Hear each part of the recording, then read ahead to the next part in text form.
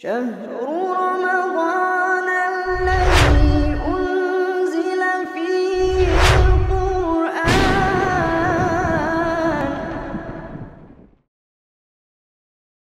Assalamualaikum warahmatullahi wabarakatuh. Alhamdulillahi rabbil alamin. Hamdan katsiran tayyiban mubarakan fi kama yuhibbu rabbuna wa yardah. Allahumma shalli wa sallim wa barik wa zid wa an'im ala habibina wa nabiyyina Muhammadin wa ala alihi wa ashabihi ajmain wa ba'du. Pemirsa yang dirahmati Allah Subhanahu wa taala, dimanapun Anda berada, alhamdulillah kita kembali bersyukur kepada Allah yang masih memberikan kita kesempatan untuk bisa melaksanakan ibadah puasa ini hingga kita bisa memasuki hari ke-20 di mana kita berpuasa di bulan yang mulia ini. Dan itu juga artinya tidak akan lama lagi bulan yang mulia ini akan beranjak dan pergi meninggalkan kita. Oleh sebab itu, marilah kita kembali mengencangkan ikat pinggang kita, mengencangkan sabuk kita untuk beribadah kepada Allah Subhanahu wa taala guna meraih keutamaan-keutamaan pahala yang besar di bulan yang mulia ini. Dan di antara ibadah yang disunahkan oleh Nabi Muhammad SAW di 10 hari terakhir dari Ramadan ini yaitu adalah i'tikaf. Sebagaimana disebutkan dalam sebuah hadis sahih dari Aisyah radhiyallahu anha bahwasanya Nabi Muhammad SAW ya'takiful ashral awakhir min Ramadan. Beliau Nabi Muhammad apabila telah memasuki 10 hari terakhir dari bulan Ramadan, maka beliau melakukan i'tikaf. Dan i'tikaf berasal dari kata masdar bahasa Arab yaitu adalah i'takafa ya'takifu i'tikafan, yang secara bahasa yaitu ada al-habsu atau al-lubsu muqiman fih, tinggal, menetap, berdiam diri atau bersemedi di suatu tempat. Sebagaimana Allah Subhanahu wa taala mengatakan di dalam surah Al-Anbiya ketika Nabi Ibrahim berkata kepada ayah dan kaumnya, "Idz qala li abihi wa qaumihi ma hadhihi tamasilul lati antum laha akifun." Ini berhala-berhala apa? Tamasil-tamasil apa yang kok kalian iktikaf di hadapannya? Ini adalah iktikaf secara bahasa. Adapun iktikaf secara syar'i yaitu adalah al-lubsu fil masjidi taqarruban ilallah. Tinggal, menetap atau berdiam diri di masjid dalam rangka taqarruban ilallah, mendekatkan diri kepada Allah Subhanahu wa taala.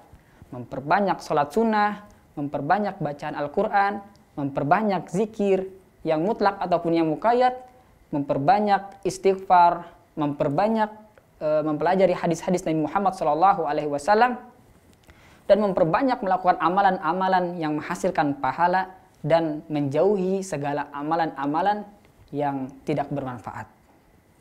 Pemirsa yang dirahmati Allah Subhanahu wa taala, iktikaf memiliki 2 syarat.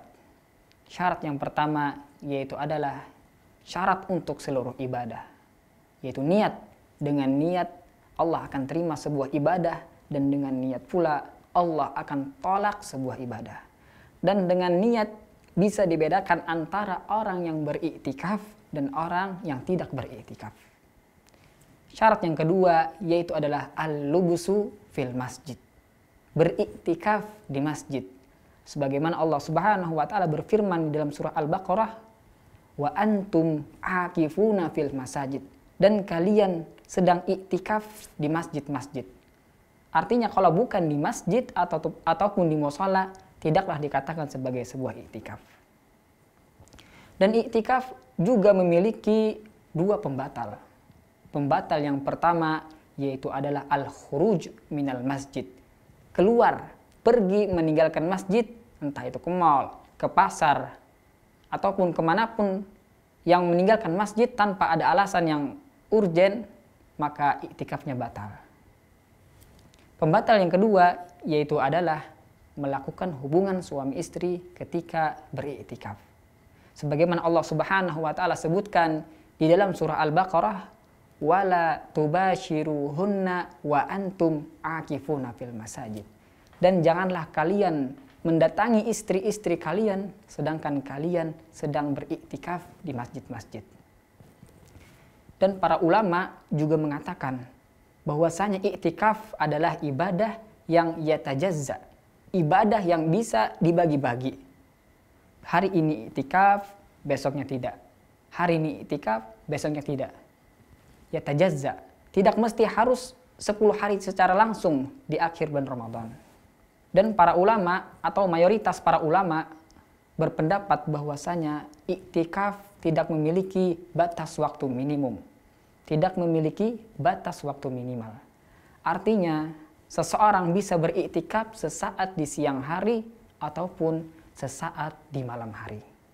Pemirsa yang dirahmati Allah Subhanahu wa taala, lalu kapankah kita bisa mulai masuk masjid untuk memulai melaksanakan ibadah iktikaf?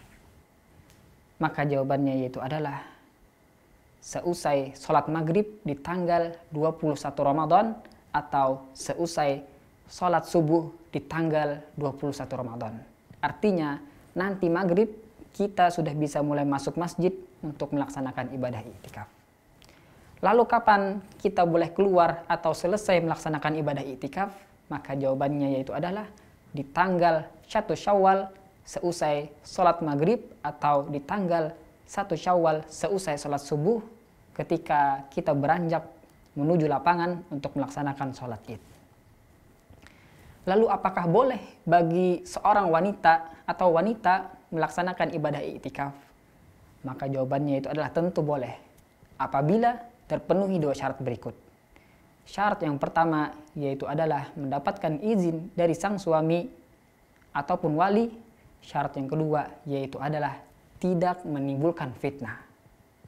Sehingga perempuan yang sedang beriktikaf, mereka harus benar-benar menutup aurat mereka secara sempurna.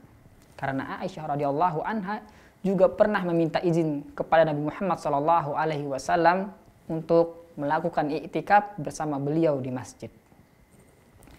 Pemirsa yang dirahmati Allah Subhanahu wa taala, semoga panduan yang singkat ini bermanfaat dan mudah-mudahan bisa membuahkan sebuah amal, karena hak dari sebuah ilmu yaitu untuk diamalkan.